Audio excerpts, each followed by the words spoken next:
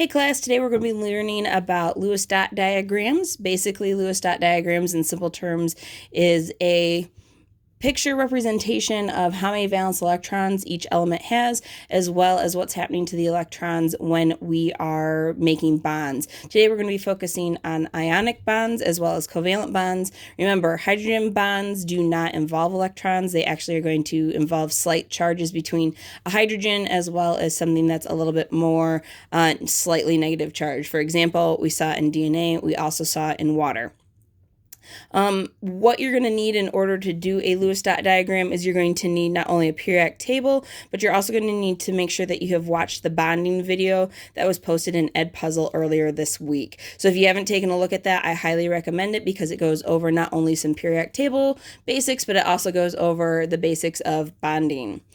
So with that being said, we're going to get right into it. And what I'm going to start off with is I'm going to start off with just reminding you of what a valence electron is. So a valence electron, reminder, is the outermost electron in a atom. So if I've got an atom, and this is my nucleus. So I've got my nucleus, and then I've got all these energy levels. If this is the outermost energy level, I would look at how many electrons I have. So in this case, I have 2 valence electrons. These then will be the ones that are involved in bonding. So if I'm forming an ionic or covalent bond, it'd be one of those 2 or maybe even both that are involved in our bonding. So when we do a Lewis dot diagram, what we're doing is we're taking a look at the valence electrons again. So what you do is you first look up what the element symbol is. So in this case, I'm going to do carbon. Carbon's a very common element. A lot of people know carbon just because we are carbon-based organisms, and we tend to do a lot of stuff with it in chemistry. So if you plan on taking chemistry, you'll definitely be familiar with carbon. But carbon's element symbol is C. And if you look up what group it's in, it's actually over in the nonmetals. So it's over on the right side of the periodic table.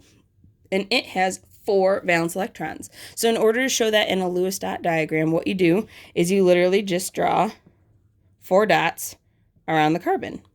Now, the way that I was taught to do it was I go top, bottom, left, right.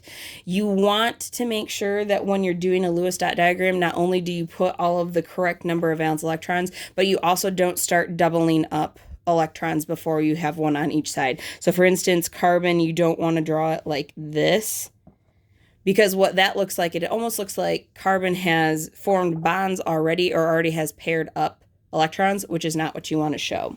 So let me show you an example of something where we have something that has more than 4 valence electrons.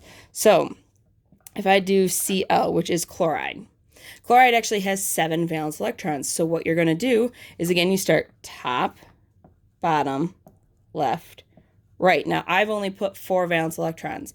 There are 3 more valence electrons to go in order to show the 7. So all I do is I repeat the same thing over again, is I go top, bottom, left. Now, I've run out. If I was doing something like a noble gas that has 8, I would then fill in another electron right here. But since we only have 7 and I have 7 dots, that's all you do with a Lewis dot diagram. So it's really important that you have a periodic table and you remember how many valence electrons. Again, if you haven't done so already, I strongly recommend watching the Edpuzzle video on bonding just to go back over not only periodic table basics, but you also go over what the difference between ionic and covalent bonding is, because that's what we're going to go into next. What we're going to do right now is we're going to show how to show an ionic bond or a covalent bond using Lewis dot diagrams. So I'm going to start off with ionic. Let's write that a little bit higher up. So with ionic bonds, remember with ionic bonds, we're doing transferring of electrons. So in this, we again have a metal with a nonmetal, and we end up with positive and negative charges, or those ions. So these are things that we need to make sure we remember, because when we're trying to figure out if it's going to make an ionic or a covalent bond, we need to not only know, is it a metal with a nonmetal, and then will there be a charge later on. So I'm going to do an example of an ionic bond using sodium. And I'm going to use chloride again. The reason why I'm doing this is because sodium chloride is just table salt. It's a pretty common combination, and it's a very easy one to use to show how ionic bonds are formed and how we show it with Lewis dot diagrams. So with this one, I'm going to use two different colors to show what's actually going on. You don't have to when you're doing this. I just think visually it's going to help you understand a little bit better. So sodium only has one valence electron, so I only need to put one dot to show it. And then chloride, like we just did before, has 7. So I got 1, 2, 3, 4, 5, 6. Now this time I'm going to do 7 over on this side. The reason why is it's going to be easier to show the way that sodium is going to be transferred over to chloride when this happens. So when you're doing an ionic bond for a Lewis dot diagram for this, what you're going to do is you're going to draw the Lewis diagrams originally. And then you're going to show what's happening with the electrons. So again, ionic bonds, we transfer the electrons. So I'm going to show just that. I have 1 sodium valence electron versus 7. So do you think it's going to be sodium transferring to chloride, or is it going to be chloride transferring to sodium? If you said sodium to chloride, you are correct, because again, 8 is great and it's easier to give up 1 than it is 7. So I'm going to show the transferring of that electron. And then what I'm going to do is I'm going to draw the new version of that. So I've got sodium and I've got chloride, but this time what we have is we have chloride still going to have its original 7 valence electrons, but this time we have the newly transferred sodium electron that is over there as well. A little bit better. There we go. So now you can see that we've actually transferred this electron over to chloride. And the last step that you have to do is you have to indicate where the charges are going to be. Now, electrons, again, have a negative charge. So if I'm giving up negative, I become more positive. So sodium was the one that gave up the electron. So that's going to be the one that becomes positive. The one that gains the electron then is the one that's negative. And again, these are called ions. They're just atoms or elements that have charges on them. So you either have a positive charge or a negative charge. And because I gave up an electron, I become positive. Because I gained an electron, I become negative. So that's what it looks like when you're doing Lewis dot diagrams for ionic bonding. But now we need to compare that to what it looks like when you do covalent bonding. So again, a reminder when we have covalent